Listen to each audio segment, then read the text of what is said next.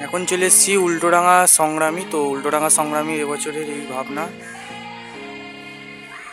তো চলো পুরো মণ্ডপটা ঘুরিয়ে দেখানো যাক এবারে কিরকম মণ্ডপ বানানো। উল্টোডাঙা সংগ্রামের এই যে হচ্ছে মণ্ডপ। তো ভেতরে কিন্তু প্রতিমা আছে।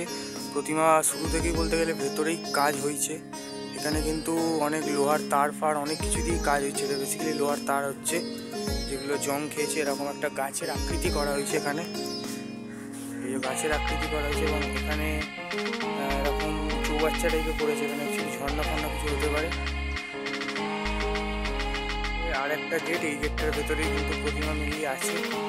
তো এখানে অনেক কিছু বানানো হয়েছে এরকমভাবে, মানে একটা টেক্সচার হয়েছে বেসিক্যালি। এটা মানে কী বলবো, একটা মানুষের টেক্সচার হয়েছে, মা বেসিক্যালি বসে এবং হাতে বা কোলে বলতে গেলে বাচ্চা আছে। এই যে ফেস ডিটেলিং কিন্তু ভালোই করেছে। এখানে পুরো লোহারই সেট বলতে গেলে। এখানে বেসিক্যালি সব লোহা। এখানে পিঁপড়ে রয়েছে, অনেক পিঁপড়ে দেখা যাচ্ছে।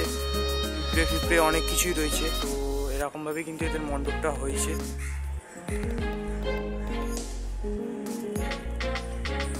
তবে ভেতরে ঢুকছি, তো চলো মণ্ডপের ভেতরটা ঘুরে দেখানো যাক কিরকম আছে। পুরো অন্ধকার হচ্ছে এখানটা। তো এখানে কিছু ফেস বানানো হয়েছে বেসিক্যালি। প্রচুর অন্ধকার এখানটা, অতটা ভালো করে বোঝাও যাচ্ছে না।